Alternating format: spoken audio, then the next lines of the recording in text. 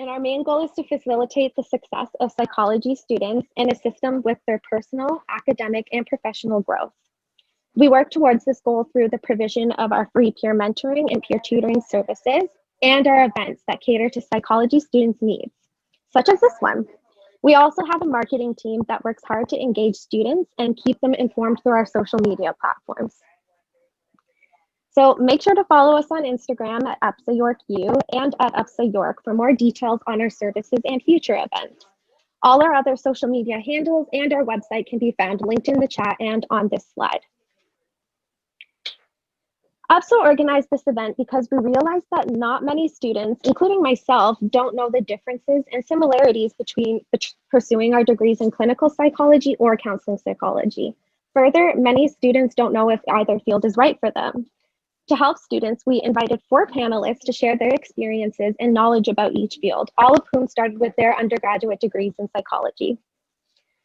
I'll briefly introduce each panelist to get us started, but first, is Ellie from Alumni Engagement here? If you are here, just give me a wave. Okay.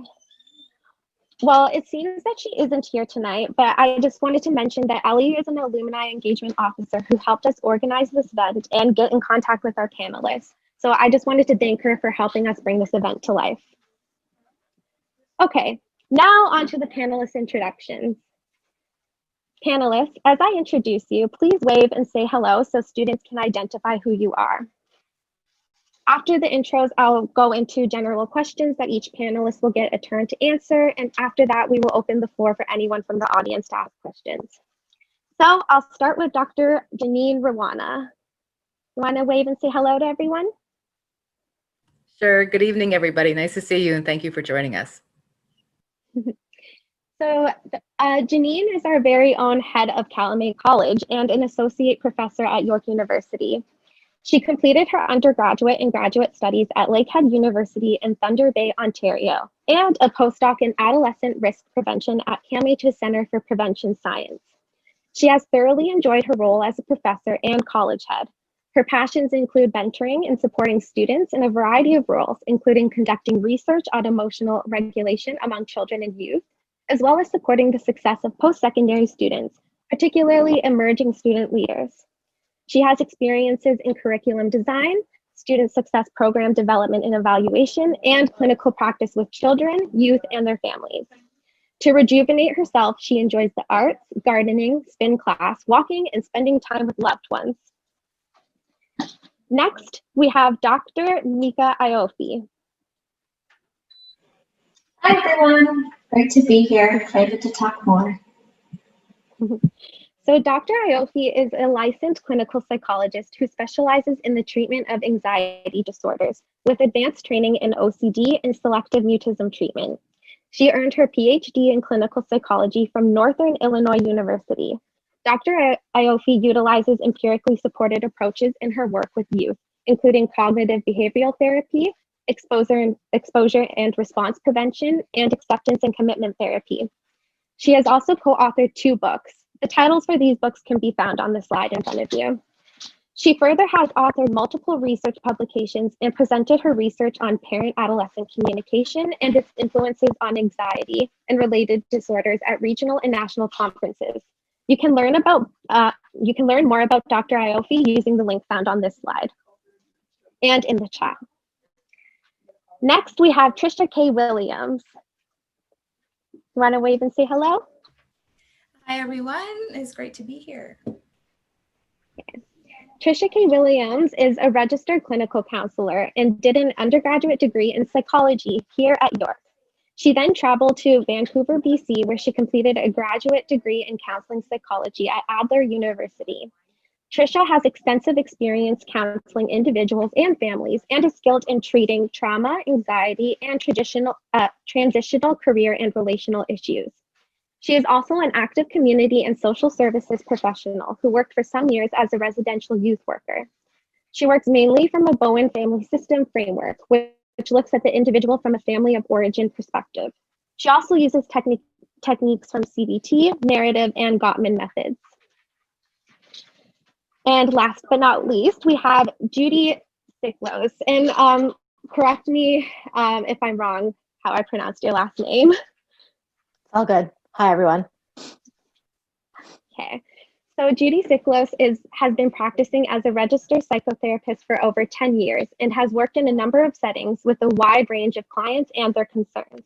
Judi aims to practice from within an anti-oppressive, client-centered frame and believes that acknowledging and addressing both systemic and personal factors is essential for supporting mental health.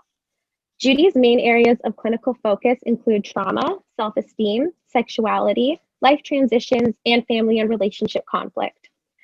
Judi believes strongly in fostering a compassionate, laid-back, and collaborative space and empowering her clients to develop their own strengths and solutions. When not working, Judi most enjoys spending the time in nature with her partner, daughter, and grouchy dog. So let's give a warm welcome to all of the panelists. Virtual clap. So does anybody have questions right now? Okay. So now that everyone is more familiar with each panelist, I will begin by asking some questions. So my first question, what made you decide to pursue your field? Let's start with Dr. Rawana. Thank you, Serena. So a few things, if I try and get that into the mind of an undergrad or grad school student. So I'm a Guyanese background, which if you don't know, Guyana is in South America, but it's part of the Caribbean. And my parents came in the 70s, and my dad's actually in clinical psychology. My mom's in nursing. So I grew up in a household where it was, you were going to probably go into a profession where you're helping somebody in some way. And naturally, I was interested in psych because my dad was in that, and he was practicing by the time I came to university. And I was somebody in undergrad who was very safety conscious. So I did a lot of different options to keep my options open. So I did a Bachelor of Science with a psych major, and then I applied to a lot of different programs and got into clinical psychology. And I think what I liked about it was that it gave the opportunity to do research plus clinical practice, which I enjoyed. And doing a science background, I like the neuroanatomy of like learning the neuroscience, although I don't do any of that now. And I'm also the oldest of 4 siblings, so I'm the bossy one. And I think growing up with a big age difference between me and my youngest sister, which is about 14 years, I always was around kids. So that's why my practice and my research nowadays focus on the young people, because that's what I grew up with. So I think a lot of my personal background really informed what I wanted to do, and I knew that from a young age. But then when you apply, just kind of the universe takes you in different areas to where you actually end up going in terms of your practice. Okay, so any panelists can answer next now.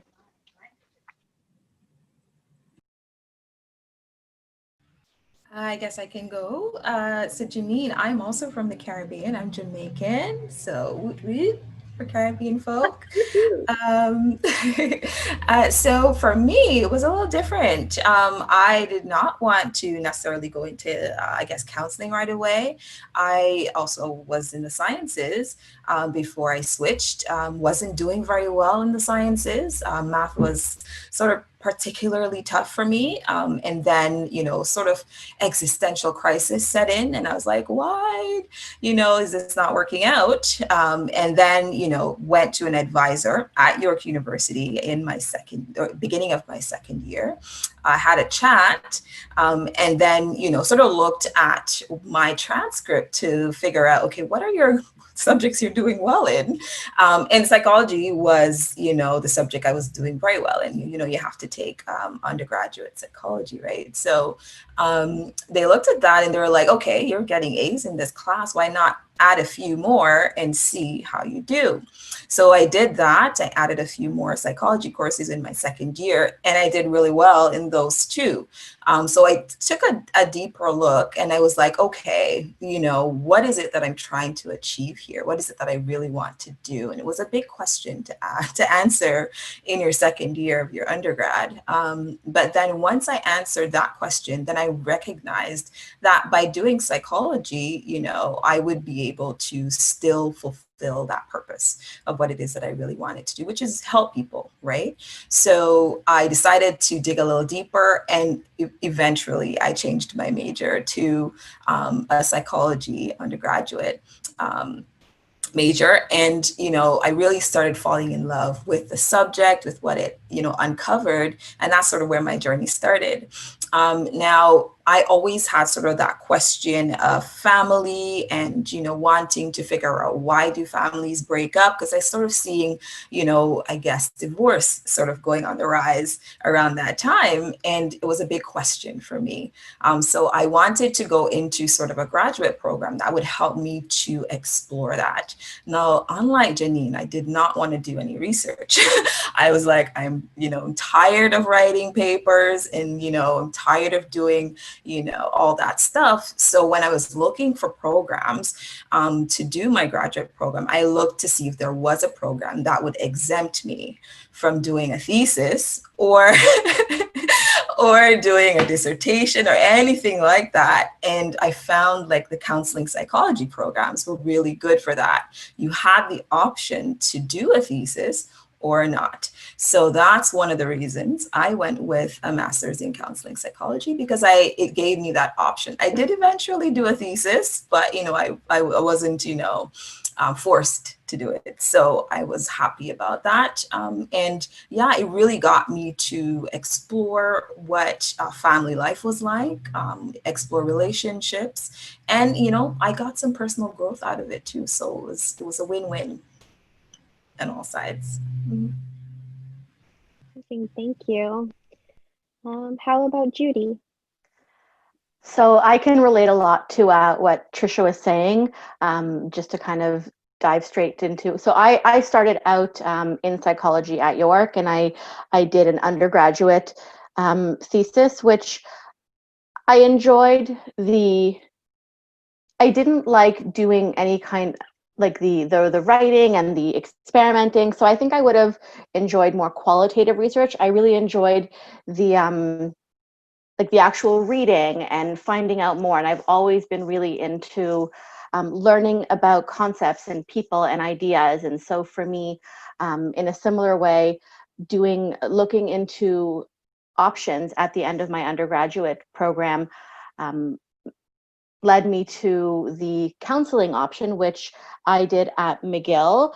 And they do have a thesis option, and you can continue and do a research version there as well. But what really appealed to me was that the graduate program was a practicum-based program. So I graduated after 2 years with, all the clinical hours that I needed to start working, and it wasn't something that gets not, I mean, I guess it depends on your goals, right? So I think saying it's delayed is a value judgment. I don't want to state it as a value judgment, but for me, my priority was I wanted to be able to work in the field. I wanted to be able to, to dive right into that. I did take a year between my undergraduate and graduate work, and I worked in nonprofit, which I think, gave me some, insight into, a different aspect of the working world.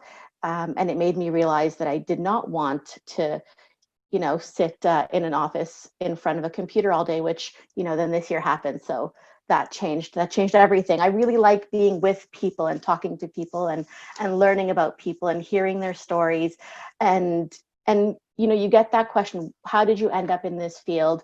And I always have a really hard time with it, because it wasn't something that I really thought about it. Like my grandmother jokes to this day that she knew from a young time, like a young age, that I would be doing something like this, because it was just always my interest and my personality to really love just talking to and listening to and learning about people, and just kind of how we think and how we click, and that's, I guess, in a nutshell, what drew me to this field.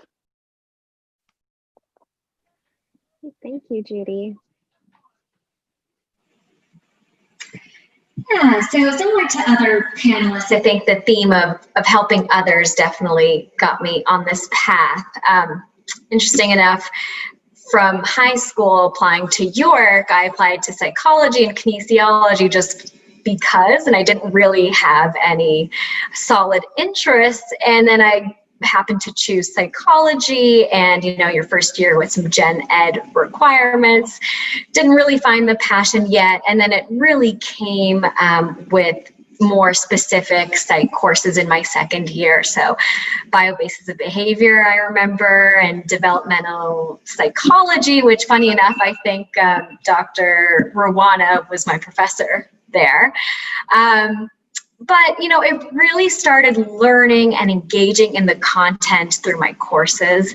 And I knew I wanted to pursue a degree. So I did kind of struggle with, do I go for a master's? Do I go to a doctorate program? I was interested in the research a little bit. I was kind of curious about it, but also wasn't thrilled about having to write more.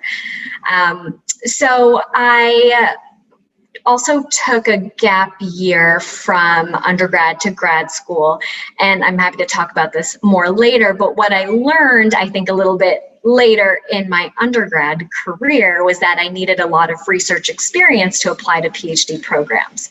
So in my fourth year, I applied to PhD programs just in Canada, maybe about a handful. And as most of you probably know, it's pretty competitive, and I didn't have that research experience. And so then I took that gap year and really focused on getting that volunteering experience, and then applied again to some schools in the States.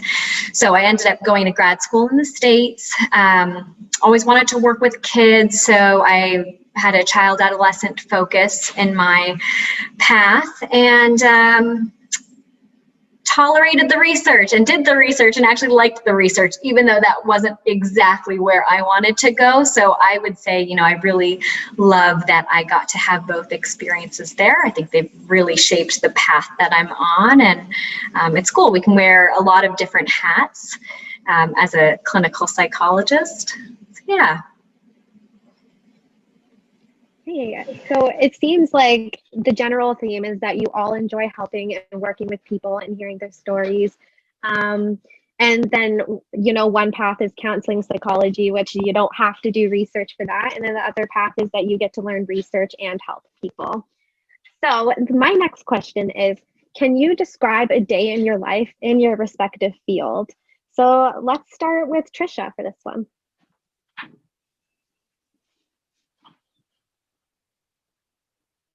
You're muted still.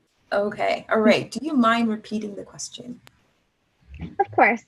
So can you describe a day in your life in your respective field? Okay, all right, a day in the life. Okay, I could tell you about today. All right, so it started off really early, like around 7 o'clock in the morning. And I'm very much a morning person, so I find that I'm very bright, and my brain sort of turns on really early in the morning. So I can start anywhere from 7, in the morning, or 8 sometimes. More civilized hours 9, but for me 7's good. So I get up, I make a cup of tea, and I sort of just sit down and look at my emails. So I generally just go through my emails, and I figure out what I need to answer from what I don't need to answer. And then I go to my calendar because it's going to tell me what my day is going to look like. And I sort of map out, okay, what do I need to prepare for today, and you sort of have an idea of what type of clients you're going to have so you can prepare well. And like if I'm going to have a presentation like this, I figure out what do I need for, a presentation or a group chat. So that's sort of how I start off the day in the morning. And then I have my breakfast or whatever it is I'm going to eat. And then, because it's COVID, we're all doing this from home, right? So all my clients are either by video or by phone.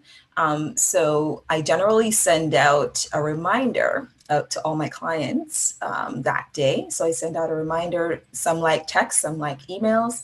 So I just send a reminder the way they like. And I send the video link that they're going to use for the session, and any reminders that they need to have for the session itself. So that's what I generally do after breakfast. And then I just sort of jump in to preparing and the sessions. I generally try to have a 15-minute break or a 30-minute break in between sessions. Sometimes that doesn't happen and I have a back-to-back, which I don't tell you, you shouldn't do that. But, you know, if you can't, then, you know, so I generally try to have half an hour or 15 minutes in between. But today I had a back-to-back and I had a few that had breaks in between. So yeah, today was pretty good. I had 3 clients, then I had this presentation. So that's how today looks. And after this, I have 2 more. So. Okay, how about Dr. Ioffe? Yeah, so I can talk kind of generally roles and responsibilities of my day, of my work day. Lots of emails. So I'm in clinical practice. So I'm usually seeing about 6 to 8 clients a day, mostly doing therapy work. I also do assessments, so sometimes I'm doing some testing, which varies up the day, which is nice.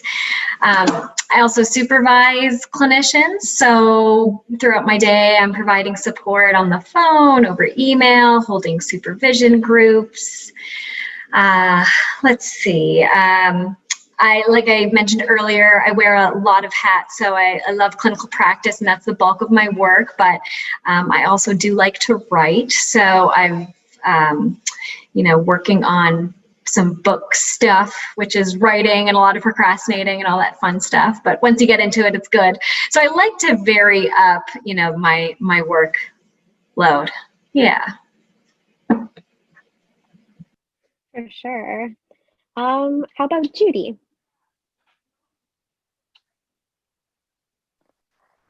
So I do clinical work the bulk of my day, and I kind of I split my time between 2 roles. I work part-time for an employee assistance program, so 3 days a week I work for them, and on those days I typically see usually about 6 clients, sometimes 7 if things are busy, which they often are, and then other days, so about 2.5, 3 days a week, I do private practice.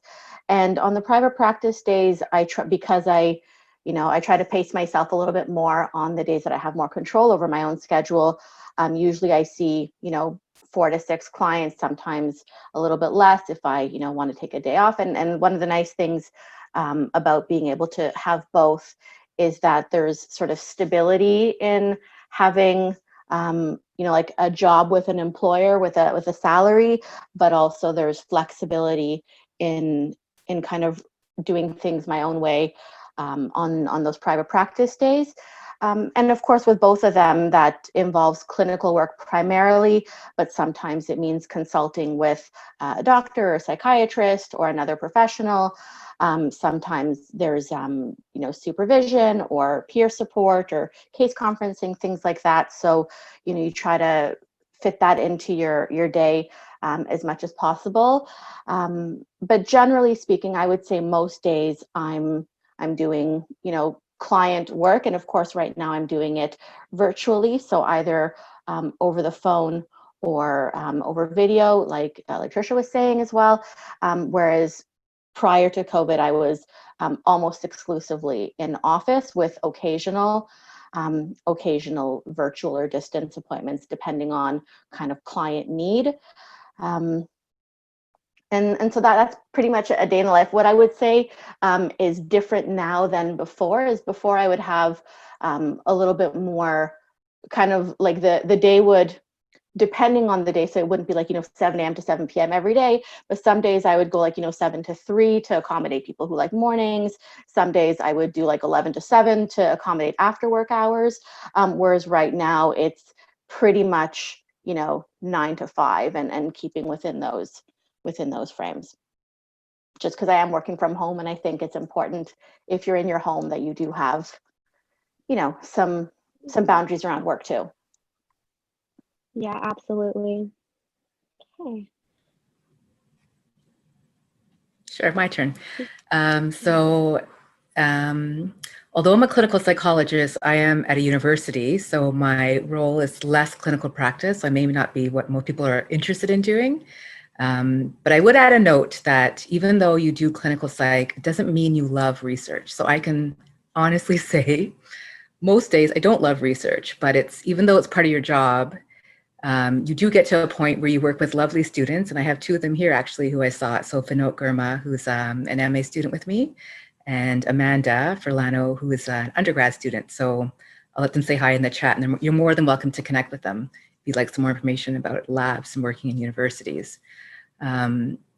So I do a little bit of clinical practice throughout the year. So York has a psychology clinic, and I supervise assessments with graduate students. So I probably do 2 or 3 a year, given the year. In addition, a typical day, so unlike Tricia, I'm not a morning person, never have been, which is why this job works for me. And my colleague, who I have lots of meetings with, is also not a morning person. So we don't usually start our meetings until about 10. Although I do find myself getting up earlier, but not to work. I find I get up maybe to meditate or go for a walk or have a nice breakfast. So I try and start my day, but I do check my Outlook to see what's happening in the day. And if I need to shift anything around or I have enough time to do things, then I do check that. And then because I'm a college head, I have lots of meetings. So where people may have more clinical practice, I have lots of meetings in the day. So pre-pandemic, I was somebody who went on campus. So I like having a divide between work and personal life, although I am enjoying working at home to a certain degree. So I would generally go on campus, and my meetings would consist of meetings related to my role as a college head. So with staff or student organizations related to student success programming. Then I might have meetings, some part of the psych department. So meetings related to different committees I'm on related to undergrad education.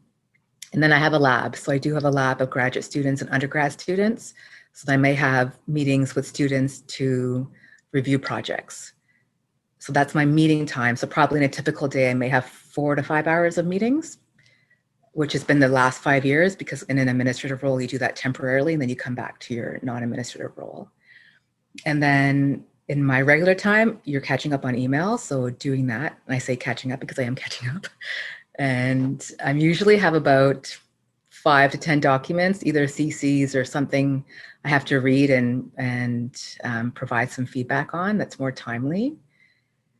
And then if I am teaching a class, so then usually what I try and do certain days of the week are research days, certain days of the week are admin, certain days of the week are my Fridays. I try not to do too many meetings, so that way I can kind of devote to research time and supporting student tasks that I need to keep on. And then I might wrap up my day around 6 or so and head home, because I try to avoid traffic, because growing up in Northern Ontario, I don't understand or like traffic. So I try and leave a little bit later to avoid the traffic. And I do try not to work in the evenings and on the weekends to keep that balance for myself. So, so I think what I like about my role, it's quite different each day. And there's a lot of opportunity to either do a bit more teaching or a bit more practice or a bit more research, depending on how the term is going.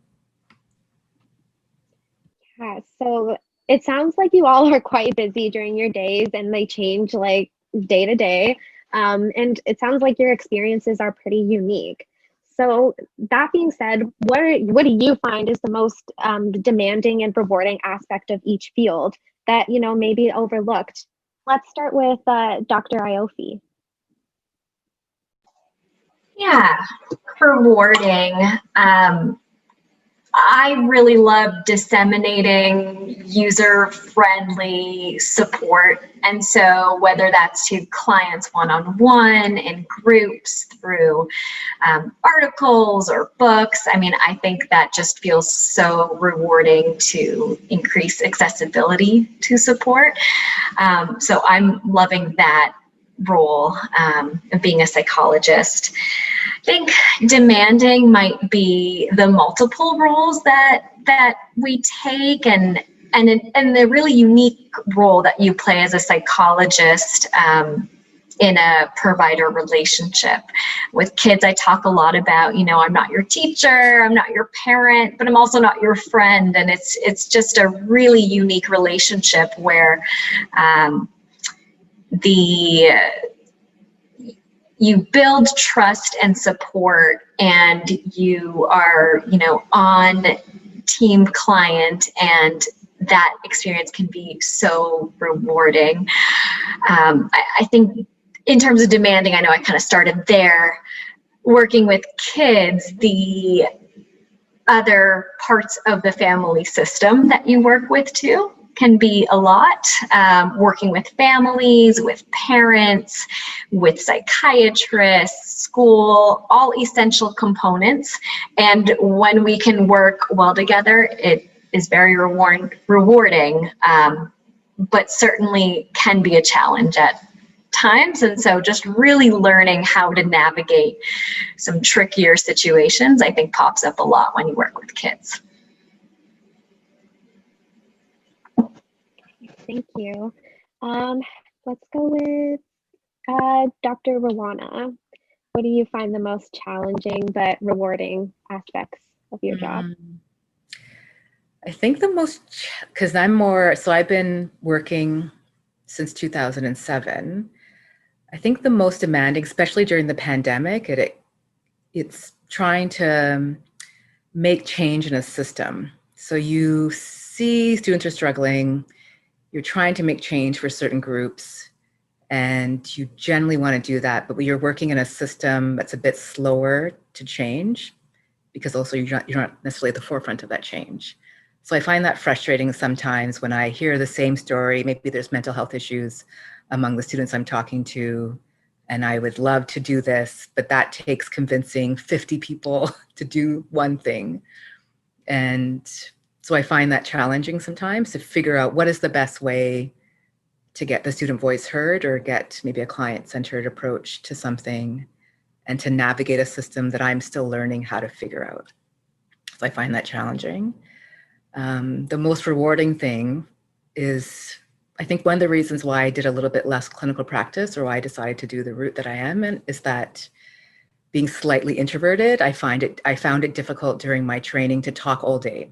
So even though you do listen a lot, but I knew it was more tiring for me to do that, which is why I wanted to still help people. But is there a way to do it for me that fits to help on a change level, where you could publish something or change a policy that impacts a different set of people? So to me, that's the most rewarding part, is doing something that maybe in the college I've done a program or a change that I know is impacting 12,000 students, like orientation or something. That's rewarding to me, is that you can try and make a difference as part of a team. So I know it's not just me, but I love mentoring and supervising and really encouraging students to reach their full potential to the best that I can. And I think that's definitely the most rewarding. Like when Dr. Ioffe said that she was in my class, I'm like, that's fantastic. Like, probably I taught you when I wasn't doing very well. I was just figuring out how to teach at the beginning, so I apologize. But I think it's really nice. It's really rewarding, I think, to see your students doing things later on and connect back with you, and just to see where they are. It's great. That's probably the best part of my job. That's really great. How about Judi? So I think what's really rewarding for me is that even if I'm doing the same thing all day, having 6-7 sessions or all week, every single one of them is different. Each person comes with a different story, and has their own unique perspective. And I really enjoy that there's so much variety every single day. Every hour is different than the one before. I think the biggest challenges for me is a little bit similar to what Dr. Rawana was saying, is around systemic barriers. When in private practice, the people who come to me are the people who can afford it. The people who have the kind of job that has benefits, or the income that can cover services in Ontario and throughout the rest of Canada. mental health services are not very funded, if at all, and it's very hard to access. You know, the wait time to get in with a psychiatrist is 6 months, 9 months, a year, depending on where in the city you are.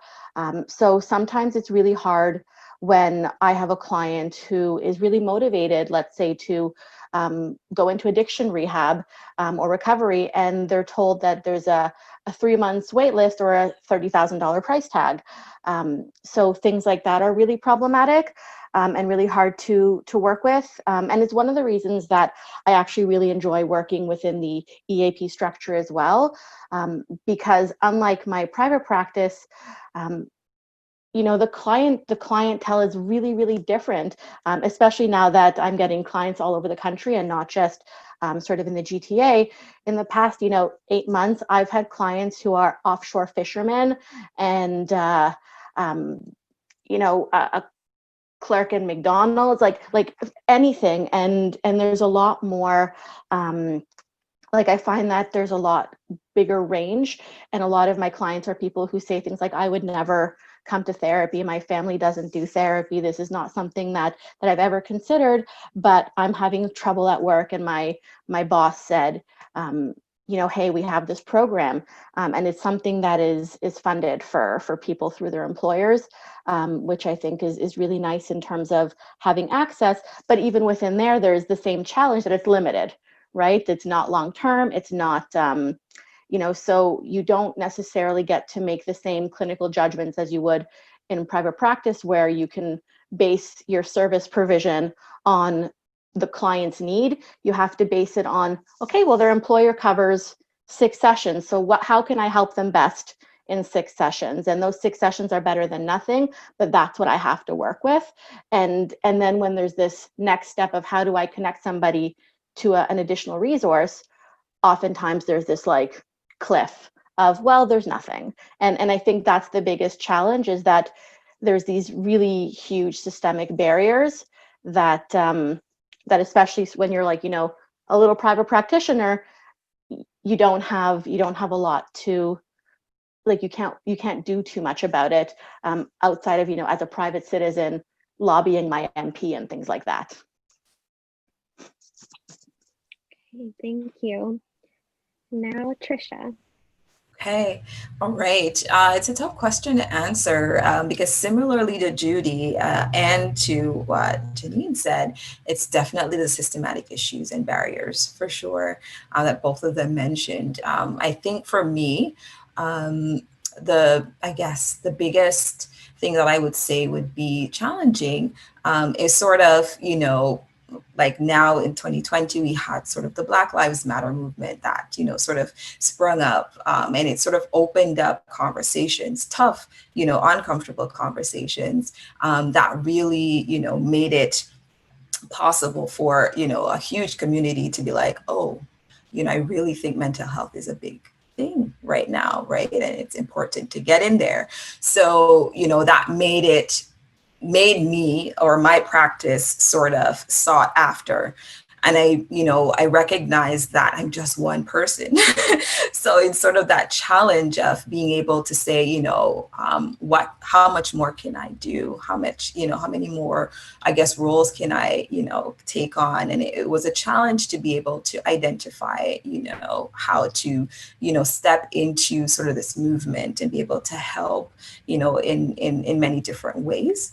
So I would say that for Black counselors, this year has been particularly challenging because we're not only hearing stories, that we can externalize, but we're hearing stories that we've also gone through too.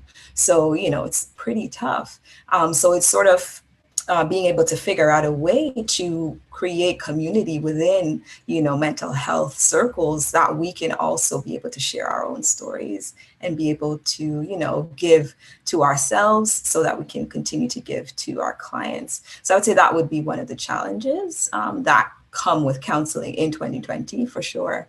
But the rewarding pieces of that is when, you put yourself into the work and you're able to do, the listening and you're able to, get the skills, and you give clients opportunity to practice what you're sharing with them and what they bring, and you're holding space for them. And then you sort of see transformation, which is a big theme in my practice. You know, I always, my slogan is, you know, transformation begins here. And it's huge because it's important to be able to see sort of that past, present, future focus. And I love to be able to see, you know, when a client, you know, has sort of like an epiphany or a light bulb moment, and they come to awareness of something, and they're like, you know what, I didn't think of it in that way. Man, if I knew this 2 years ago, and, you know, they become excited, and you can see that they're motivated to do the work. And those are the moments that I really cherish.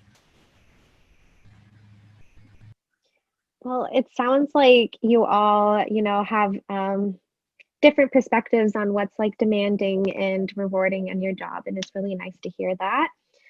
Now, my next question is, what experiences do you recommend undergraduate students obtain to successfully pursue their careers in your respective fields? So do you have any advice for students? How about we'll start with Judi?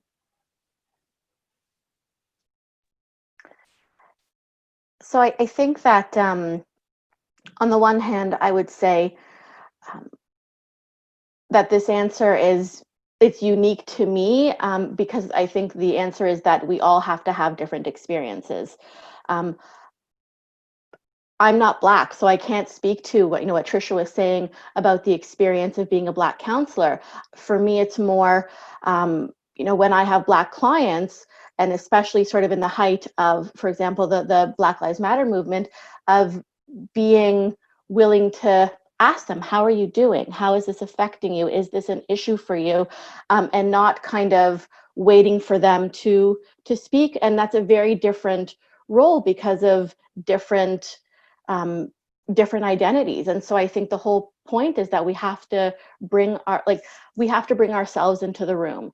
And not everybody would agree with that. If you kind of go old school analytic theory, that's the exact opposite of what you're supposed to do. But that's not the frame that I work from. I was trained in,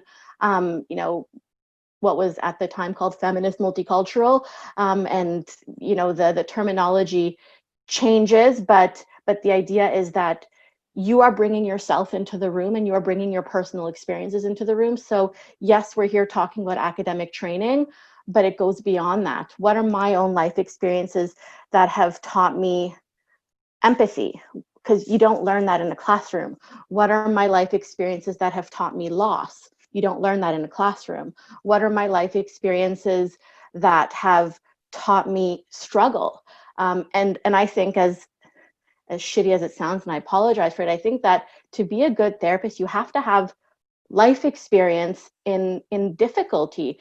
And you don't, I would truly hope that no therapist has to experience everything that their clients have experienced, because we wouldn't function.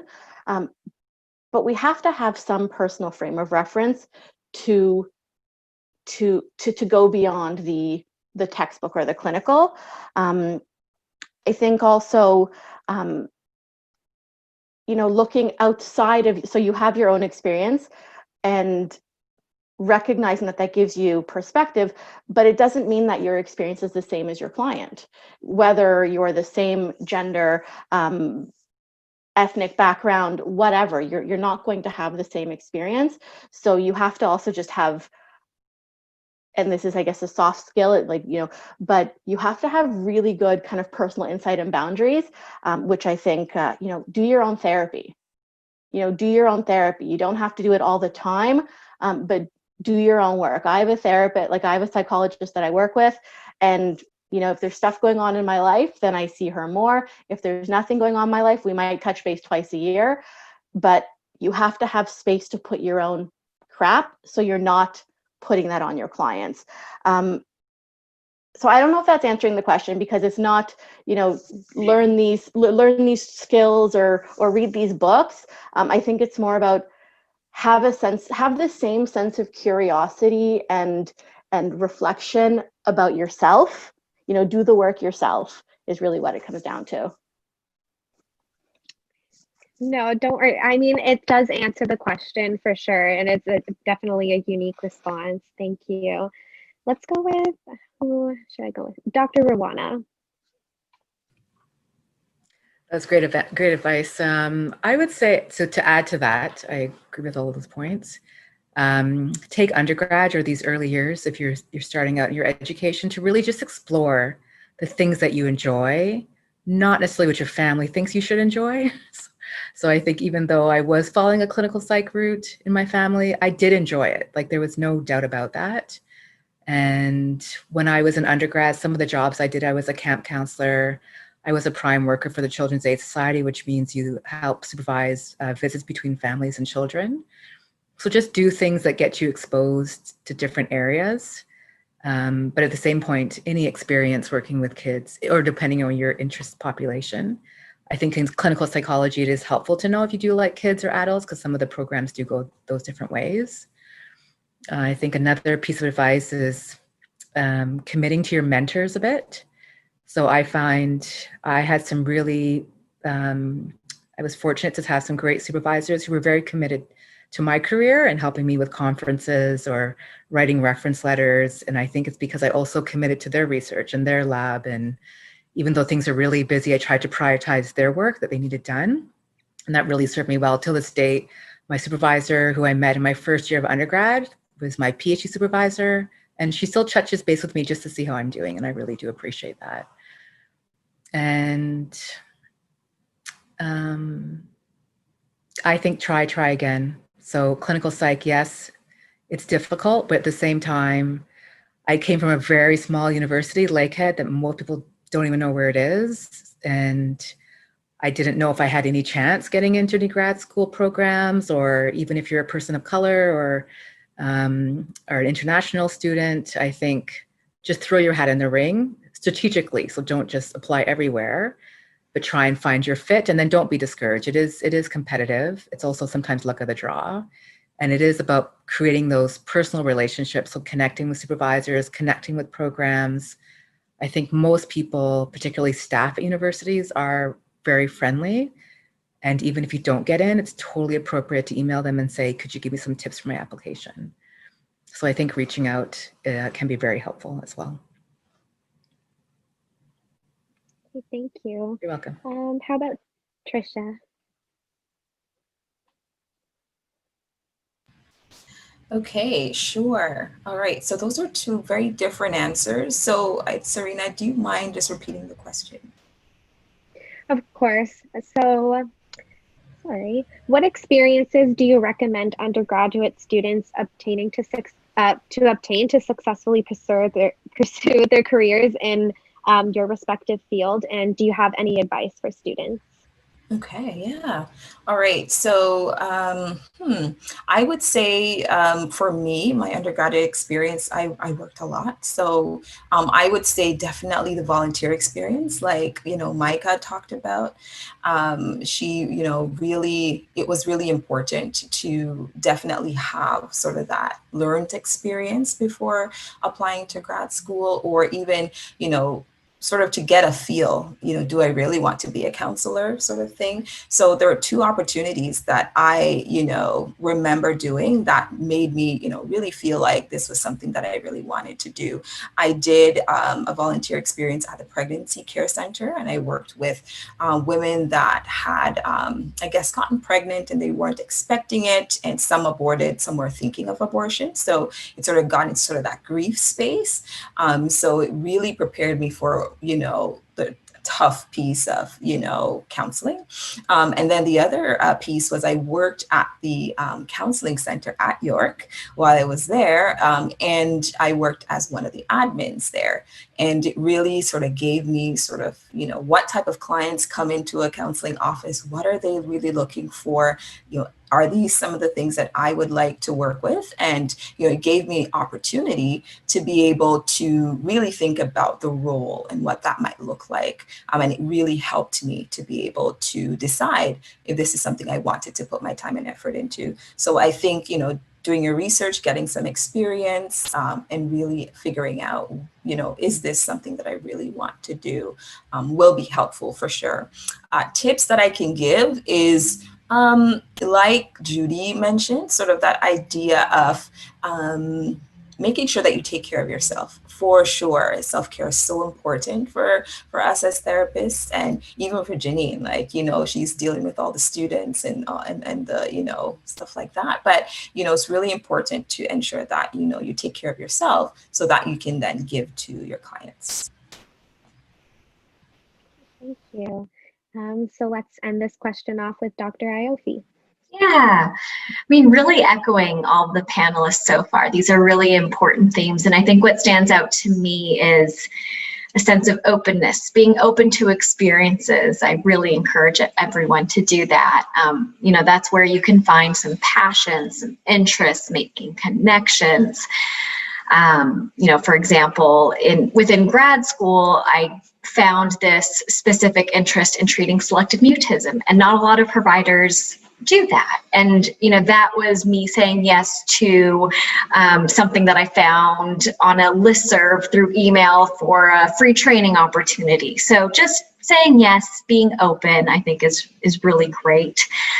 Let's see, I think in terms of looking to go to grad school, connecting with faculty, as Dr. Rawana was saying, is so key, and they're there and they want to help. If you can build those mentoring relationships, even just reaching out, letting faculty know you're interested, you're standing out a little bit more and you're opening up to that connection. So I really encourage that. I think I mentioned earlier, I did 2 rounds of grad school applications. So keep going, and the first one can be practice, and then you can perfect it and, try again.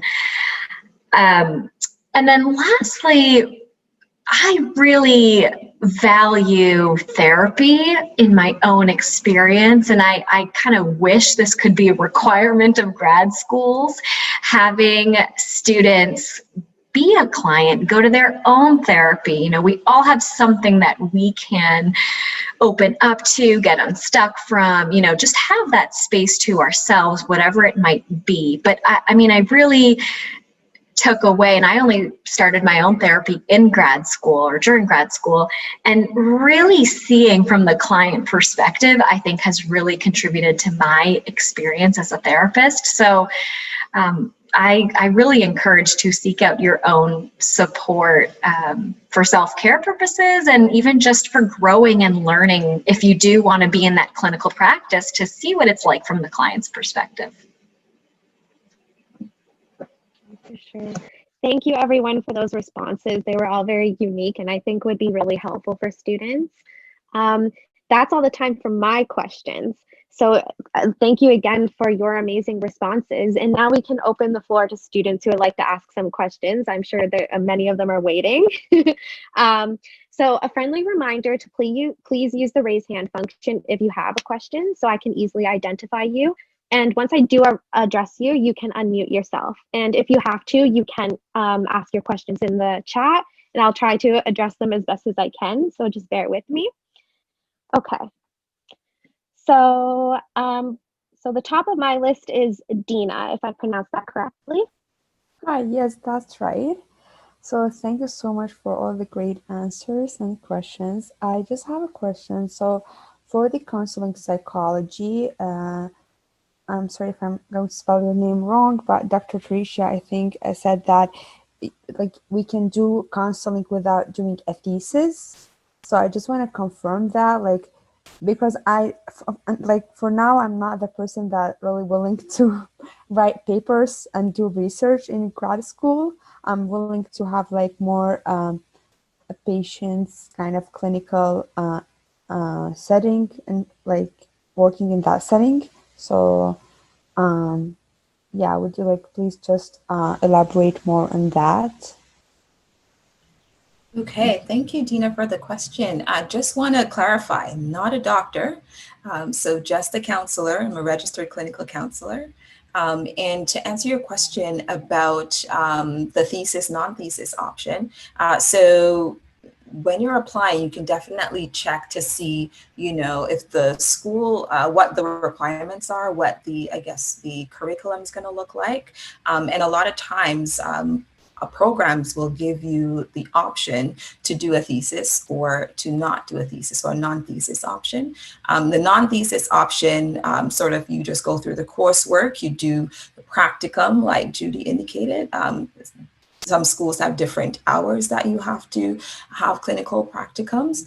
But yeah, the thesis option is sort of, you're not doing quantitative, you're not doing qualitative, you're really, some options would give you sort of a paper maybe that you have to write at the end, but you're not really doing any sort of research for that program.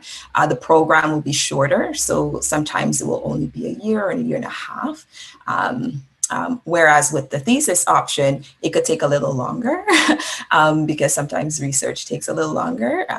And, you know, they might say it's a year, but sometimes it could turn into 2 years, just really depending on the supervisor that you have and the topic that you have and how long it might take to get that done. So I don't know if that answers your question, Dina. Yeah, that's great. Thanks so much. Yeah. The next student I have is Suzanne. Hello, thank you. And thank you to everybody for being here. It's really awesome to hear all of you speak. So, oh my gosh, I have so many questions. I am trying to just pinpoint which one to shoot out. But essentially, okay, so this is coming to mind. I'm in the Specialized Honors Program, and we just had a speaker from the Career Counseling Center speak to us about personal statements and applying to grad school. And one thing she said was that we're not going to stand out if we talk about wanting to help people, because apparently this is what everybody does, which is, you know, you guys have all spoken about.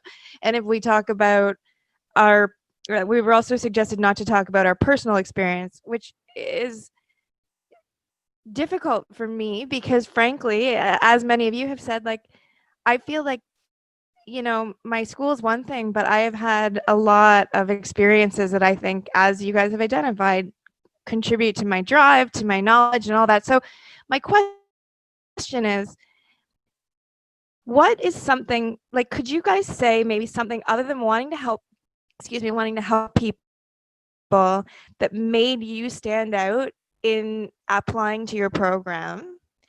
And then secondly, what are your thoughts on expressing, and without potentially going into detail, but giving some ideas of things that you have experienced in terms of adding to your fit for a program or fit for the kind of work. I don't know if I phrased that perfectly, but I'll stop blabbing, and maybe you guys could, if you have any thoughts on any of that, I'd appreciate it. I can take that. I mean, I can start. I'm not going to answer for everyone. I'm not on any admissions committee, so I can't speak definitively as to what distinguished me. But what I can say in reflecting on my graduate class, there was 25 of us, and something that I noticed is that almost every single one of us had not only, you know, volunteer experience in some sort of mental health, but almost all of us had some sort of international experience as well. And so I don't know if that's just a coincidence or it's something that that program in particular was looking for, but it's something that stood out to me as something that you know, almost everyone had, whether that's being and like being someone who's an international student or from an immigrant family, or having worked worked somewhere in somewhere else in the world. And I think that it kind of speaks to, you know, just having experience outside of your backyard, and having a little bit more ideally a little bit more perspective around kind of a range of experiences. In terms of personal experiences, I don't know that that was something that that I spoke too much of in applications. It was a long time ago, so I don't remember the details, but I don't know if that's something that stood out, other than, you know, having volunteer or work experience that was somehow clinically focused. And that could be anything. I think, Jennine, you were the one saying, oh, maybe not, just working in a camp, you know, working with kids, or working in, you know, volunteering in a care center with you know, geriatric populations, if that's something that you're looking for. So really just highlighting your experience that might not be direct clinical, but it's human, you know, human services. So that's something that I think might help if you have that background. Thank you. That's great advice. Thank you.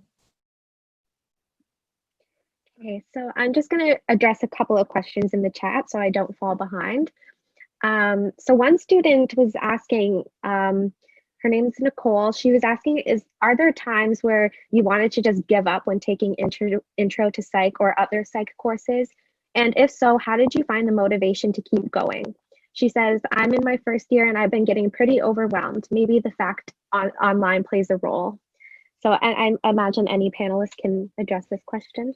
I can take that one. I can relate. My gen ed requirements I really did not have fun with. I think I got a C in sociology or something my first year, which interestingly came up at my grad school interview.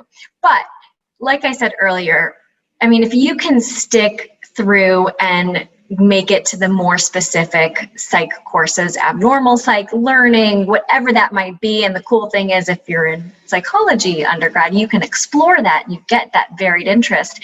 If you can really stick through and find passions within those more specific courses, I mean, for me, that's where it hit home, and the motivation just kind of followed. I will say, you know, those are really tough moments. Just to share also, in grad school, so you get your master's.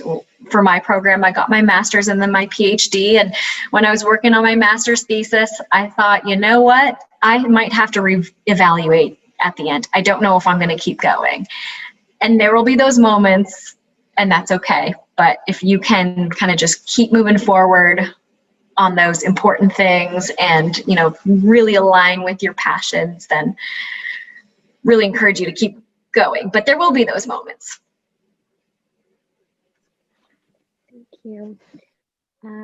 Does any other panelists want to address that question? I could address the previous question about the statement of interest. I think really, I understand why the person is saying, like, don't share your entire history on the interest, and think of it more of like a cover letter. So you may have all these really cool experiences, but it is a professional cover letter that you're applying to a program. So it's okay to share some of your experiences. I did this and this got me to this interest. But really, I think I am on the committee that reviews the applications, and we're really looking for fit. So we're looking that you say, you know, York's program does this, I want to do this. Dr. Weiss does this research, I'm really interested in Dr. Weiss's research. So it's really about fit and good writing and being concise and having somebody else read it over. And I think there's, I know the Career Center probably does offer statements, but also if you end up doing your thesis, then usually that lab will look over your application and try and support you. And to answer the previous question, of course, we all hit walls. I think I've hit it many times, even during the pandemic. So I think it comes back to balancing that self-care. So I've had to be more intentional with walking or taking a break, just really noticing how you're feeling and what can you do. And definitely it happens. Psych 1010 is difficult. You know, we're talking about that as a faculty level, like, why is it difficult? Can we make some changes to it to make it easier for some students? And, but persevere, and to know that not one grade impacts your progress going forward. Okay, so I'm just going to go back and forth between, you know, raise hands and chat. So how about Maria? Hi. Yeah, so I just had a question. I wanted to clarify from the stories that you guys were telling us and like your experience. I hear that having the clinical psychology, you can still do therapy? Because I just wanted to clarify, I wanted to keep my options open, kind of like you, Jennine. So that's why I went for the sciences. But I really like helping people. I don't mind the research, but I'm not big on it. Like I don't love it, but I like learning and finding out new stuff. So I was wondering, like at what point in your career do you really have to kind of like decide which one you want to do more? Because I'm just worried when applying to grad school, will I have to have more counseling experience in volunteering or more research experience in volunteering, and how early do I need to kind of identify that? Yeah. I mean, I'm trying to think. Early on, I was open to research, but also didn't see myself being in academia or having a research career. So what really worked for me was to, like I said earlier, kind of just being open to experiences. And I mean, the PhD program I was in was 6 years long. So I had my goal to work with kids and primarily in clinical settings. But being open to the research just helped me to grow as a clinician too. And I got to learn a lot there. I would say it's really important to identify which route you want to go within grad school. So your 5th year, if you're in a PhD program, you're applying to clinical internships, and there's more research focused ones and there's more clinical ones. So I think that's important to know. I guess the same could be said for going to grad schools. I think your PhD programs that I can speak to have both the research and clinical, but certainly some schools might lean one way. So I think if you have some idea of which way you might want to lean, but you're open to both, a PhD program might be a good fit. Hope that answers your question. It does, yeah. So basically, if you have a clinical like psychology degree, you can still do therapy and counseling. Yeah, that's what I do exclusively. I'm still in contact with my grad school mentor, and so I'm doing a little bit of research, but I'd say that's maybe 5% of my work efforts. I'm primarily clinical. I work in a private practice. Okay, yeah. Okay, cool. Thank you. So this question can be addressed to any panelist. It says, how do you go about connecting with faculty and building mentor relationships with them?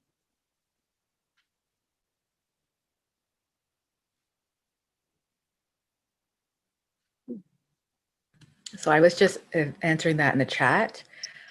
I don't think it has to necessarily be connecting with a faculty member. So it is challenging, especially during the pandemic. So everybody's on Zoom a lot and a little bit tired of being on email. I think it takes perseverance. I think attending events like this, like UPSA has Meet the Prof events. Somebody else mentioned like connecting with your TAs, because they often, if I'm looking for a research volunteer, I might connect with my student who's a TA and she'll connect me with people. So it is attending events, getting some visibility, meeting people.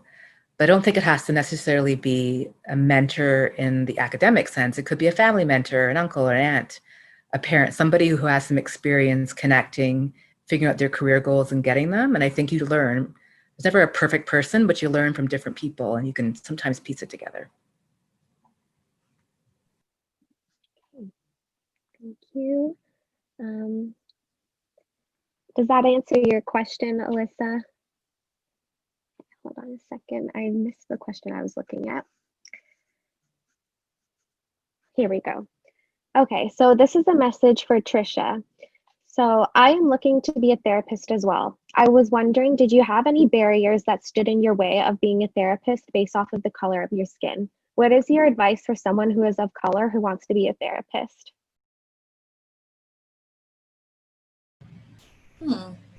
Did I have any barriers? I don't think I did, based on color of my skin. I felt accepted by the schools I went to.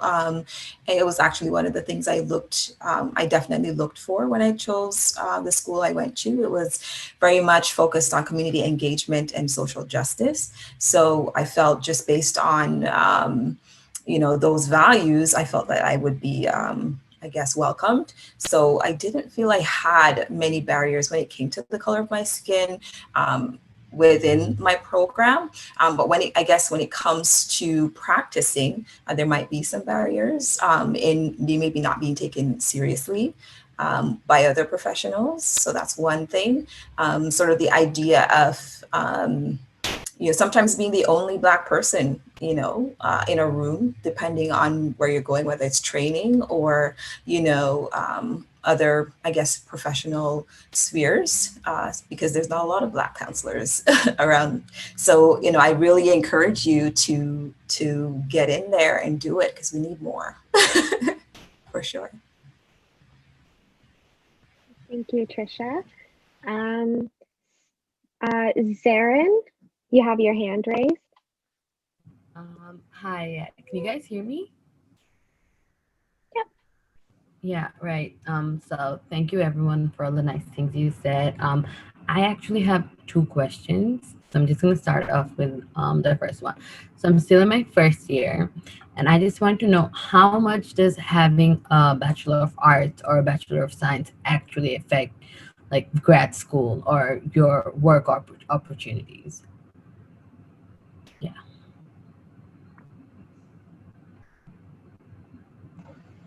I graduated with my Bachelor of Arts. I did the honors program at York, and I think they worked out well. Because it's a little hard to answer the question just because I don't know. Maybe Dr. Rawana could speak to what committees are looking at for grad schools, but to my knowledge, Bachelor of Arts or Science work. Yeah, I completely agree. It doesn't matter what degree you do. I think if anything, we're looking for some breadth. So maybe taking different courses in humanities, economics, things that just bring a different perspective to a graduate program. But it's really what your interests. So it doesn't matter. If you're going into neuroscience, you can even get those courses in a BA.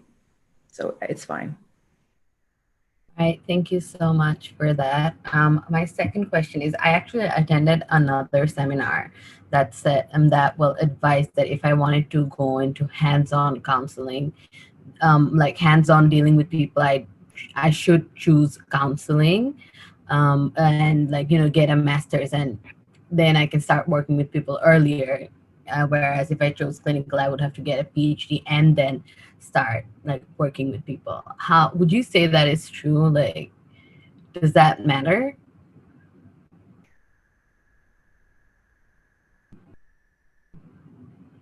All right. Yeah, that's it. Okay, all right, I can try to answer that. I would say for a master's in counseling psychology, yes, you do get the practicum component built into the program. You have to, it's a must that you do a practicum and you get experience with clients, and employers are looking for that work experience, which is important. So it does sort of launch you into your career a bit, and it gives you the idea of what population do you want to work with, and what you feel more comfortable with. So yeah, it sort of sets you up for either community-based, agency work, or if you want to open your private practice, for sure. To add to that, because that is true, if you get your master's, you're going to be in the field earlier than PhD, or at least licensed. Throughout your PhD, you are engaging in externships, or you're doing a practicum, and you are working with clients. For my program, I started at the end of my first year, all supervised, of course, a lot of training, but you are getting that client experience. So you're not independently practicing until much later, but you do get that clinical experience. And then maybe the additional piece is psychologists get training in testing, neuropsych testing, psychological testing. So if that's something of interest to you, that would be kind of an added role in training. All right, thank you so much for the answers. Great, thank you for your questions. Next on my list is Christian. Christian, are you there? You have your hand raised. Oh, sorry, is it for Christian or Christiane? Oh, I'm sorry, I was pronouncing your name. E? Oh, okay, no problem. Thank you.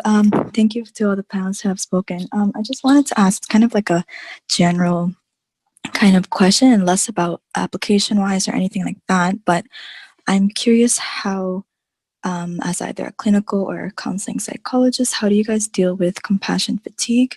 Because primarily you guys are dealing with like a lot of individuals, family members, children of different ages. How do you guys deal with that? And especially during the time of COVID, where most of the interaction is either like over the phone or it's like on a Zoom call or anything like that. So I'm just curious, like, how do you guys as professionals deal with compassion fatigue?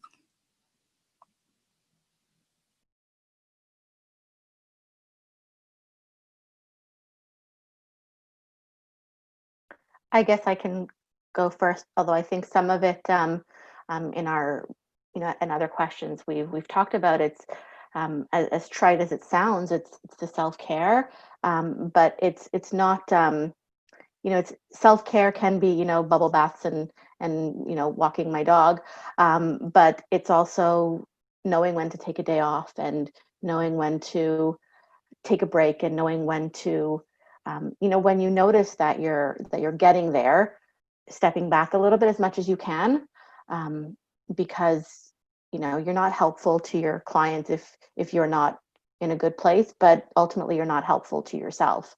So I think it's just, there's often this, and I can't speak to the rest of you, but I know that we all said that we got into this field because we want to help people, and there's this tendency sometimes to want to help everybody all the time with everything, and that's when the burnout or the compassion fatigue gets the worst, and sometimes just knowing when to say to yourself, like, I can't do this right now, and taking a break. And sometimes that's just adding an extra day to your weekend and having an extra long weekend, but sometimes it means that you take some more time off if you're really feeling burnt out.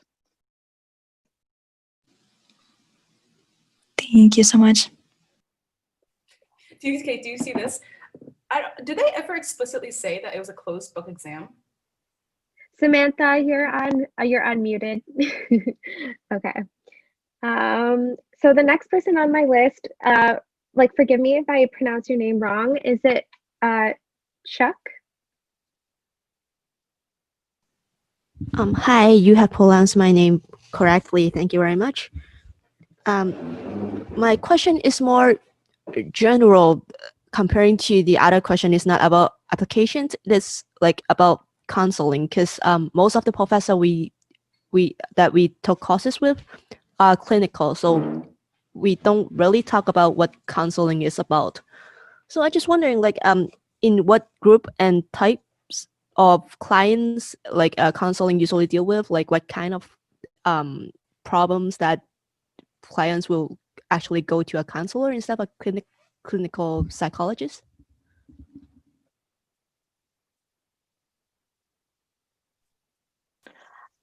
I think it's often identical, because I think for most clients, they don't. The main difference, I would say, is that as counselors, we can't diagnose. So psychologists can diagnose. So if somebody is looking for a diagnosis or a formal assessment, then they would likely go to a psychologist. But if they're looking for doing therapy, they can do that with anyone, and realistically, I mean, no therapist or psychologist has specialty in everything. So you could really you could see anybody. I have a lot of colleagues who are social workers, and I know someone in the chat asked about social work. I'm not a social worker. I can't really comment on that, but I have a number of colleagues, and we do the exact same work at the exact same organization in the exact, I mean, obviously not in the exact same way because we're different people, but I have colleagues across Canada, because different jurisdictions also have different licensing requirements, but we all do the same work, and some of us are psychologists, some of us are social workers, some of us are psychotherapists. I have a colleague who has a PhD in like pastoral like some like spiritual care counseling, and he does the same work. So really, I don't think that it really matters. It's clients come to you based on what your particular area of specialty might be in, and anyone can. I don't know if you guys would have the same experience as that, but that's my experience with my colleagues.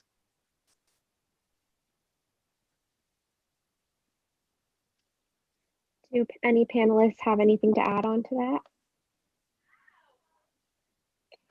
Thank you. Thank you. Okay. Let's see where I am at the chat, because I know some of them are being answered already. Okay, there's this question. In terms of private practice in Canada, once completed with I don't know what that is, a PsyD, a PhD, and how would you go about having a private clinic? Does the CPA, APA require clinical hours within the hospital context before having the green light towards a private clinic? So I guess they just want to understand the process of getting a private practice.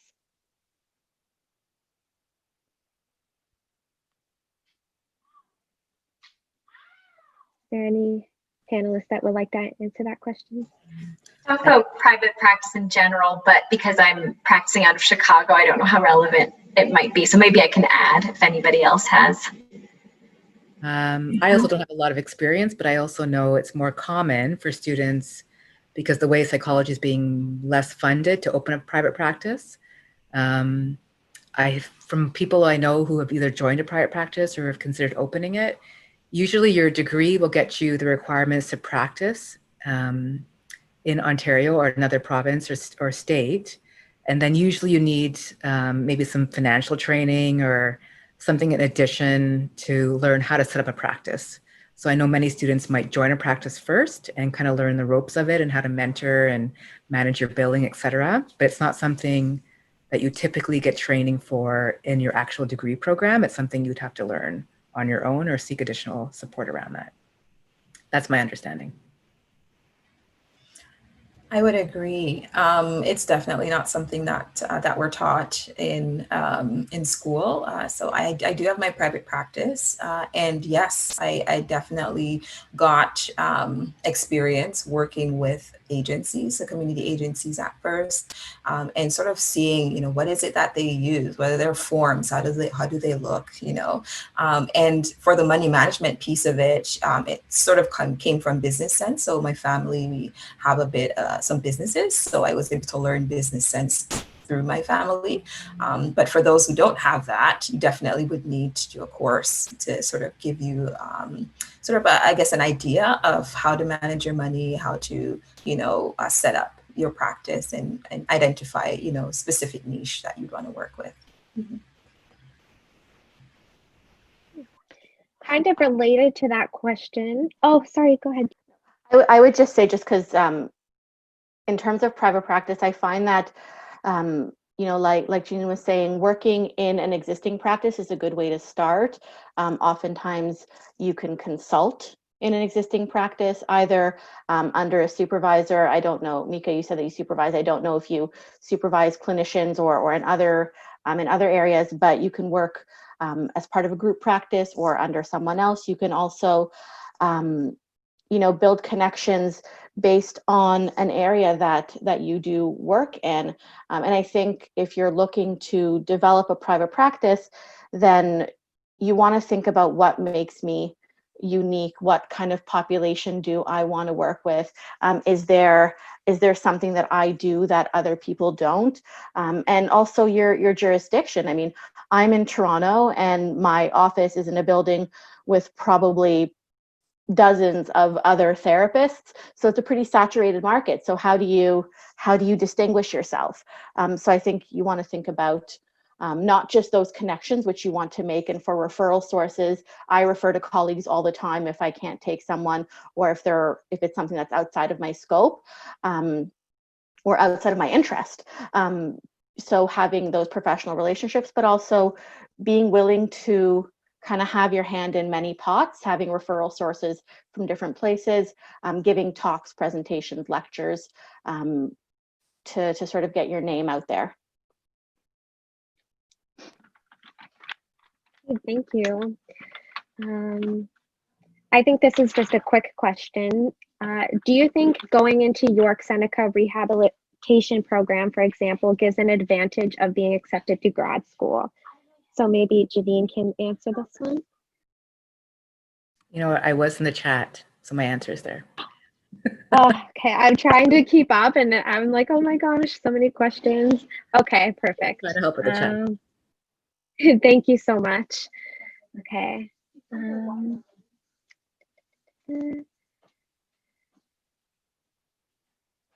I had a question. Okay, so somebody asked, this is for Dr. Rawana, or I guess Dr. Ioffe as well, about getting a PhD in clinical psychology. I'm interested in doing both research and clinical work, and I just want to know what you had to do during your PhD, like a little overview of the path the student's asking for. I'm happy to talk about that. So my PhD program was a 6-year program. First 3-ish years, pretty course intensive. And starting in our university psychological services training center. So you're seeing clients, I think, end of first year, starting second year. You're working on your master's thesis. So I think in my 3rd year, I defended my master's thesis, and then you get started with your dissertation. I defended my dissertation during my internship year, which is the 6th year, which is the last year. Sometimes people take an extra year, which is completely okay too. And then throughout, for my program, we had year-long clinical externships. So I got experience in a variety of settings. I worked in a hospital, I worked at a private practice, I worked at a community mental health center, testing, therapy. You can really get so many experiences depending on your program. So each year, starting with my 3rd year, I had those externships. In your 5th year, you're applying for clinical internships, which can be a pretty intensive process, but good news is you've done most of your coursework already. And then throughout, if you're in a PhD program, you're doing research. So you are matched up, you have a faculty advisor, and you're working in their lab, you're working on your own research, collaborative research with other grad students and your mentor or your advisor, trying to get papers published, presenting at conferences. So you're kind of doing that throughout. So there's many different hats that you wear. You're a student, you're a clinician, you are a researcher, trainee, there's probably more, but I think that's a kind of overview of my experience. Thank you. I have Nicholas next, unless you already asked your question in the chat. Okay. Is that him? Okay. Sorry. Ali? Go ahead. It might be your internet connection. I'm sorry, who is the question for? Who is it that you're calling on? Nicholas, you. Perfect. Sorry, I heard Ali, so I was like, never mind. I had 2 small questions. One, on our graduate, on our applications, is it still good to put any research opportunities we've been a part of, even if they don't pertain to the major? because I was a biomed student for 3 years. So I have volunteer service for like 3 years in that. And then I have some in psych, but I was just wondering, like, is it pointless to put that on, or is there still a benefit for it?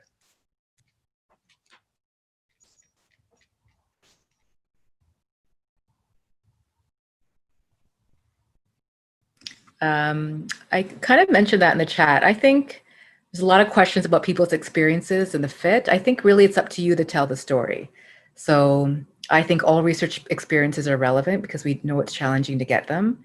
And you may have this random experience, but if you can make it tell a story that it fits with the grad school program, which is why we're looking for like applications that are not just generic to all programs, but they actually fit the school that you're trying to apply. It takes a bit more time, but I do think it leads to more success.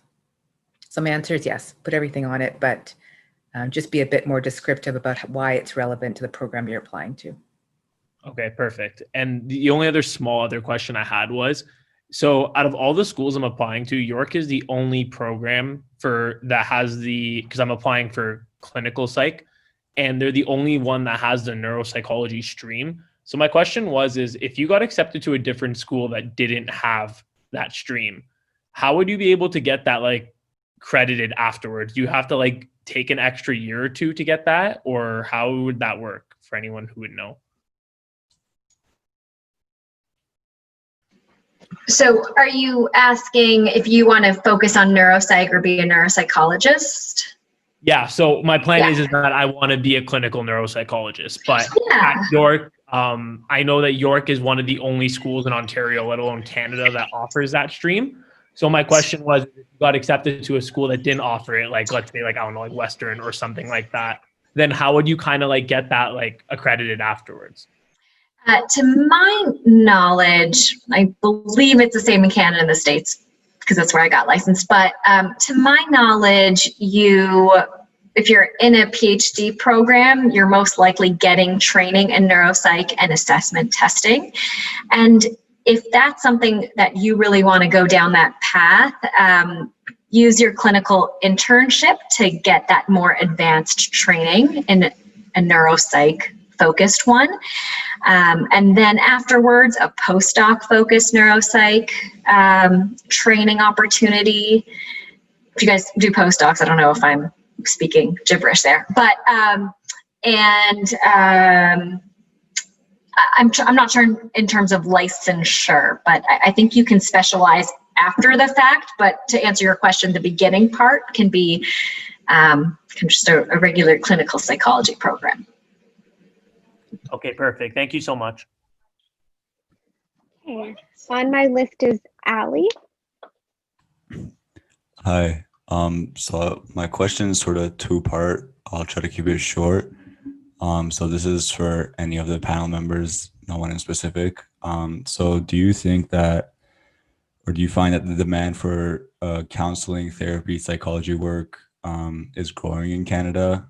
And then the second part of that is, what are your thoughts on sort of the male population being represented in this field of work?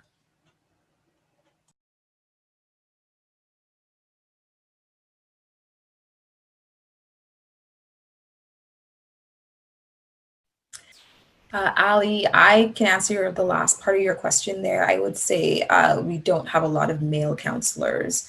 And if we do have male counselors, they're more, I think, clinical. They more go towards the clinical route, become professors maybe. But I would say for counseling, we don't see a lot of males in the field. And I think we need a lot more male counselors for sure. We definitely have clients who are asking for male counselors. Some will wait on a wait list just to see a male because it's a male specific issue, right? And they want to feel comfortable. So I would say we definitely need more males in the field.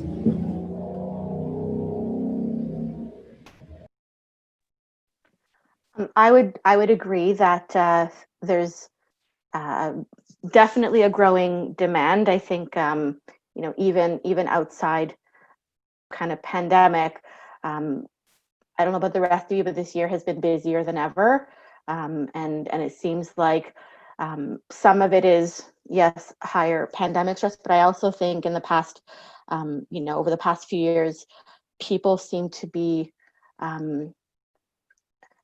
in a really positive way, I think stigma is decreasing around accessing mental health services, and people feel more comfortable. So I think that that's another reason that things are growing. That's on a more positive side. I would say in my experience, there's definitely more women who work in the field, but I think about my team at work, I think a third of the team is male, so it's still definitely more women, but it's not like there's, in my graduate program, I think there was 3 guys out of 25, and at my work, a third of the team is men, and I think that some people like to have a counselor who shares a lot of qualities with them, and some people don't, and so there's always room for I think, more diversity and more, kind of more underrepresented groups in the field. Okay. Next is Lita. Hello, and thank you, everyone. So I kind of asked my question from Ravani, but I can't get any advice from other professors as well too. So I got my bachelor long before I was teacher, and then I back to counseling and women and assaulted women counseling. I just graduated, and I thought that it's unfinished business because it was my teenager kind of passion and dream I didn't follow. So I right now I'm just making decision, and I don't know where to start. Should I go like from the root and apply for my bachelor and get to psychology and then follow from that, or I can have like still enough chance to get my master degree, but at the same time make sure that I have all this qualification, because it's like 4 years in bachelor, there's lots of knowledge that maybe I needed. So that was my just main question. Thank you for answering.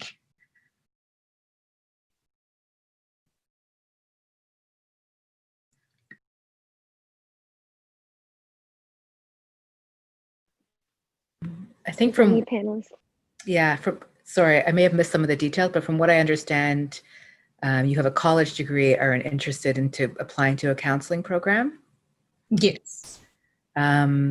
If you're a York student, this may be a better question for an academic advisor, because I don't know the specifics of programs, but typically I think, and maybe some of the psychotherapists here would know, I think typically for the College of Psychotherapists, you need a university degree or a degree from a place or a college that's recognized with additional training.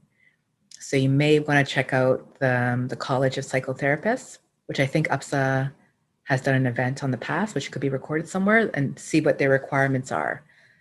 So often it's, if you want to be a counselor or psychologist, it's good to look at what are the requirements to practice and then look backwards to see what you need to get there. Thank you. You're welcome.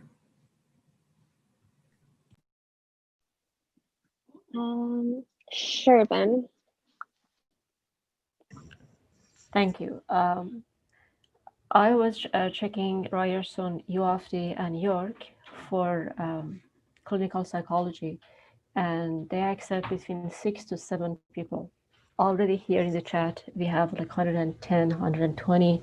At UPSA, it was 250. So I understand that it is very hard to get in. Any universities, like the path to US, I have no idea how is that. Any other universities in Canada. What are the other opportunities that you might know and we don't know at York?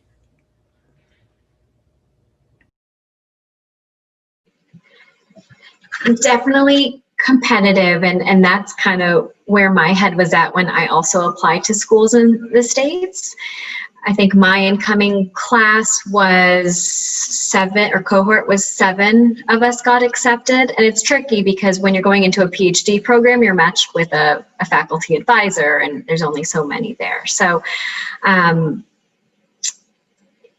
I know, and I'm not sure about Canada, sorry guys, but I know that we have PsyD programs here, so a doctorate of psychology, where you can get your doctorate degree, and they're larger classes, so there are opportunities, but then some cons to that is they're pretty costly because they are private schools. So it's another option where they take more incoming students.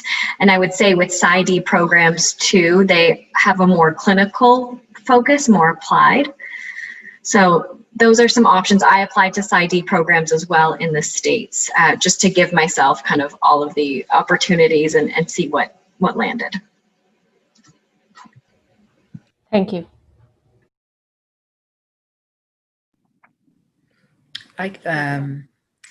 If nobody else wants to say anything, or they can say, I'll just say it quickly, that I think the nice thing about 2020 is that mental health is, particularly during the pandemic, is flourishing, and people are very aware of the impact. I don't know if that will translate to more funds for services, but I do think no matter what career you end up in, whether it's social work, being a counselor, a psychologist, or even a teacher, I think there's now opportunity to carve out a niche of mental health within that area with additional training. You might not be a counselor, but you could be somebody who advocates for it.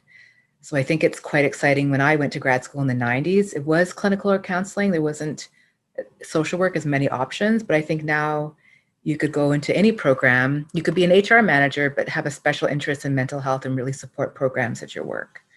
So I think it can be a very meaningful career, and you don't have to do it necessarily in clinical or counseling. Yeah, I can add to that for sure. What Jannine's saying, like the school I went to, so I went to Adler University in Vancouver, and they have a few options actually. So there's occupational psychology, where you're working specifically with organizations to help with their employees and to help with sort of the culture within an organization. So that could also be an option. So if you don't want to work with sort of clients like one-to-one, you can work with organizations, you can work with employees, and specifically build culture within companies as an organizational psychologist, counselor.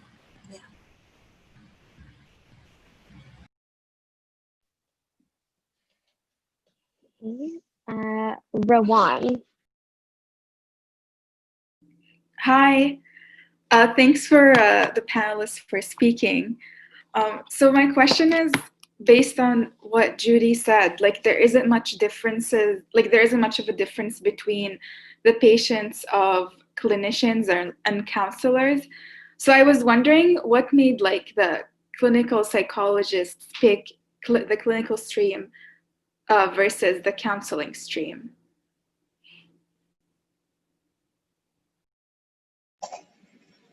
For me, I was really interested in testing as well, and the programs that I was looking at had that component. Trying to think if there were some other differences. I think that was kind of the main one for me.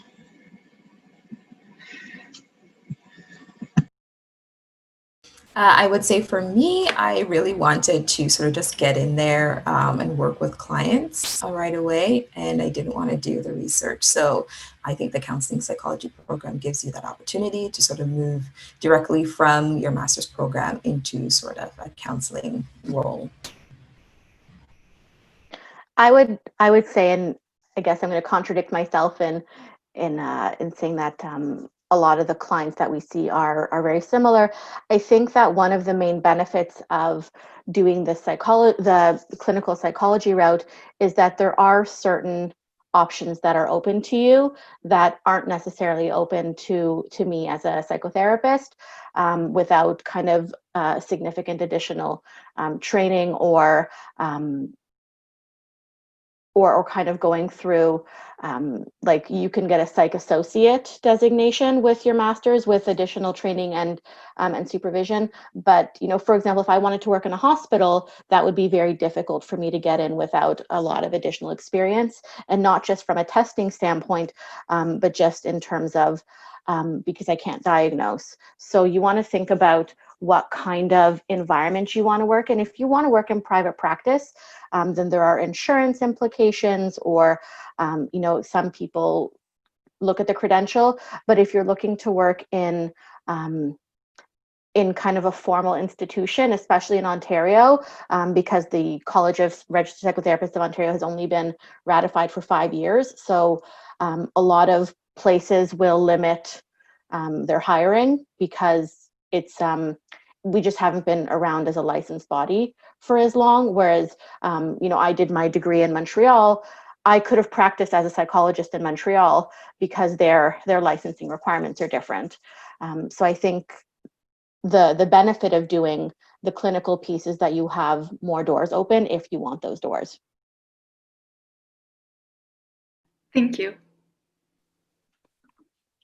Okay, next I have James. Hi there. I'm applying for. Actually, I've just applied for an MEd at U of T in counselling and psychotherapy. I'm looking for a practical degree.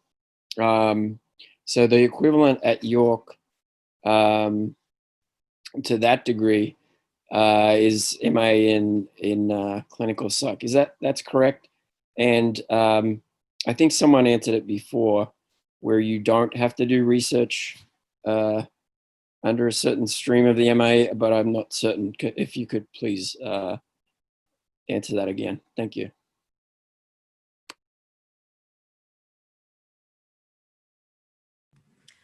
Sorry, James, what was what was the equivalent degree you were asking about? Like the MA is equivalent to? So I applied for a Masters of Education at U of T in counseling and psychotherapy. I'm looking to become a psychotherapist and register with the College of Psychotherapists. So the equivalent at York, I see the deadline's mid-December. I just want to look at as many options as I can, I guess, in Toronto. As far as I know, there is no equivalent at York. So the MA in clinical psychology won't meet the requirements for a counseling degree. Usually the MA, you would continue on to the PhD. It is something York is talking about to create a counseling degree, but it's still in discussion. So the only program I believe in the GTA is to do that at U of T. I'm not sure if Ryerson has it. Okay, so the MA route follow-up question. The MA route at York gets you an associate psychologist license as compared to a psychotherapist license. Yes, but I may be outdated, but I don't know if you can take the MA in clinical psych and work at a different province that would have a MA level training to be a clinical psychologist, such as Alberta. But in Canada, the MA in psych associate is not a credential that is recognized anymore. It's not you can't now graduate to be an MA in associate. We have people who are MAs in associates, clinical psychology associates, but they've been grandfathered into the existing system. But it's not, in Ontario, there's the level of training to be a clinical psychologist, PhD. So you have to do the PhD to be a clinical psychologist. And there's no equivalent counseling degree at York. I'm not sure if the social work program would allow you to be a counselor. I don't know if that's an option. Thank you. I'll have a look. Okay. Thanks. I'm seeing in the chat a lot of questions, the difference between a PsyD and a PhD. Can one of you maybe just let me know, is a PsyD something that there's schooling in that for Canada? There is. You can do a PsyD, yeah. Okay, great. I think through Adler, actually, although Tricia, you might have a better sense of Yes, that. they do. At Adler, they do, for sure. And James, you did mention the last bit of your question there. So the thesis option versus the non-thesis option. So at Adler, the non-thesis option is a master's in counseling psychology, and then the thesis option is a Master of Arts in counseling psychology. So they differentiate it with sort of the degree you get in the end. Yeah, I think OISE is the only place in Toronto that does the program you're looking at, James. But Western is the other option in Ontario. And I think Yorkville University has one, but I think I don't know how credentialed or reputable that is, but those are the options in Ontario. There's not that much in Canada. There's just Adler in Vancouver and basically McGill in Quebec and OISE here in Toronto, I think, are the only 3 in Canada, and Western, so 4. Thank you. Okay, Tanya, and then we'll go with Roya after. Hi, so I have a few just general questions. So for what I understand, the major difference between counseling psychology and clinical is that with clinical you can provide a diagnosis, but with counseling you cannot. And I believe Judi was saying earlier, so I'm more focused on the hands-on work rather than research. And I believe that you were saying that if we want to, let's say, get into working in a hospital environment, it's a little bit harder if we're not doing clinical. Is that correct?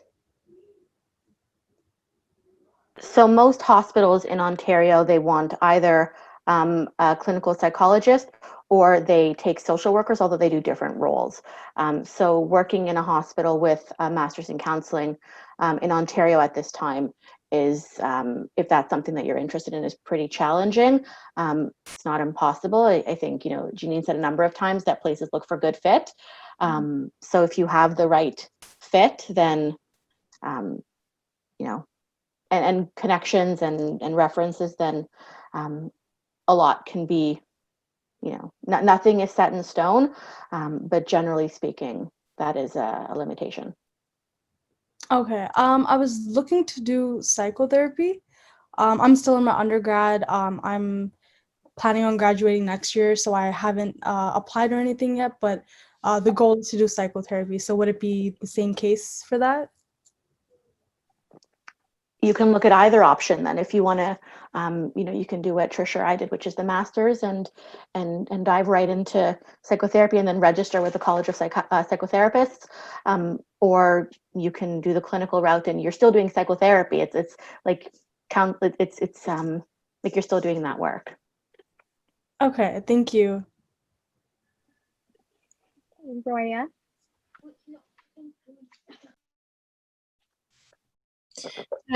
Thank you, Serena, for the opportunity.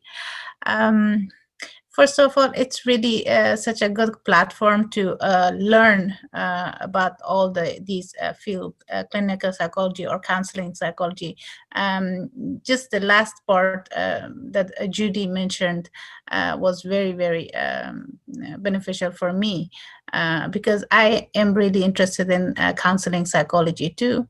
At the moment, I am involved with working with kids with special need as a support worker, and also doing some therapies too, with the help of some other therapists. So I'm interested towards clinical counseling psychology. So I didn't know that York University doesn't have any masters in counseling psychology. That I got to know today. So I will be looking for other universities. I know McMaster is doing masters in they do have masters in psychotherapy, but I also got interested in social work. Because after we do masters in social work, we can do different kind of therapies and and stuff. So one of my question, I will just ask one question. If I'm interested to do volunteer work or anything in lab, who to contact? I know Professor Rawana. I'm really I heard your talk in the leadership program too. So if I'm interested, can I contact you? That's very pretty much direct. That's okay. Yes, of course. And the other thing, so in the psychology program here at York, you're fortunate, there's about 80 faculty members. So that means there's 80 research labs that are active, and during the pandemic, research has slowed down, but they are looking still for some volunteers or research assistants. We also have the specialized honors program. So if you are interested in grad school, you can apply for the specialized honors program, and then it becomes our responsibility to find you a supervisor. So here you're taking certain courses that prepare you for grad school. So if you're really interested in research and grad school, that's one avenue, in that it's our job to support you to get those mentoring experiences. Otherwise, or for some people who are double majors, they can't take that program because of the exclusion requirements. But I think it's just like getting a job. It's really persevering. It's sending out applications, resending them out, doing professional cover letters, getting someone to spell check, meeting people here. It's a challenge, but at the same time, it's that fit again. So it's like applying for a job when you graduate. It's just approaching people, looking for people who are applying and talking to your professors. You could even go to different programs outside psychology. And usually what professors are looking for is an unofficial transcript, like a screenshot, a resume, and if you have a writing sample, like a course term paper. And if you throw that into a PDF, write a very professional letter, have a signature, and persevere, I think you'll get those research opportunities. But keep in mind, you don't always need that for grad school. If you're interested in a non-research program, you don't necessarily need the research opportunities. In that case, volunteering, getting involved with UPSA, doing a student organization, there's many, many other things that you can do that show your commitment and involvement. You don't have to do research unless you're really interested in a research grad program. Okay, thank you so much. So one more thing, because and also, like, I heard that the clinical psychology, it's connected with PhD. So there's 2 years of master's, and then the students will go straight to the PhD. So it's it becomes like 6 years, right? Or more, because you also do a registration year.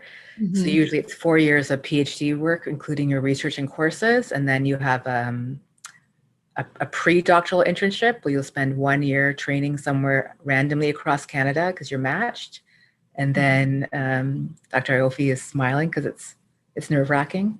And then once you get into the college, and I know the college psychotherapists have their stringent requirements as well, then you do a 1 year or 2 year supervised practice where you still get mentored by somebody and they sign off on your reports, and then finally you're independent. Yeah. Okay. Thank you so much. And thank you for everyone. Have a good night. Thank you. Okay. So unfortunately, we only have time for one more question, and a student, she's wanted me to ask this question on her behalf, and I think it's just a quick response. So she says she's 41 right now, and she's going to be she wants to pursue her PhD, so she would be like 50 by the time she's done. Do you think it will be hard for her to get hired?